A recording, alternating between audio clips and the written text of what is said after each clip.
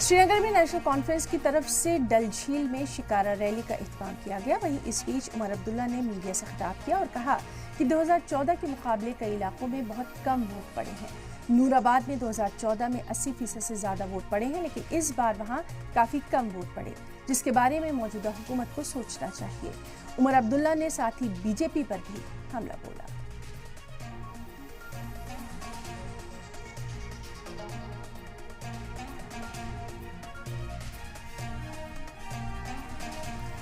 तो श्रीनगर में national conference की तरफ से डल झील में शिकारा रैली का एहतमाम किया गया। वहीं इस बीच उमर अब्दुल्ला ने मीडिया से भी खिताब किया।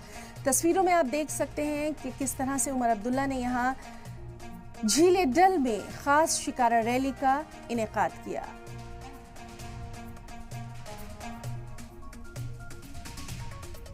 जितना हम उम्मीद कर रहे थे, अगर आप देखें तो कई सारे ऐसे इलाके हैं जहां 2014 के मुकाबले इस बार कम वोट पड़े।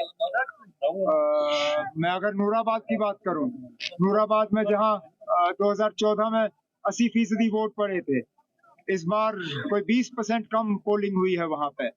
और भी ऐसे इलाके हैं जहां पोलिंग कम हुई है और इसके बारे में मौजूदा हुकूमत को सोचना चाहिए।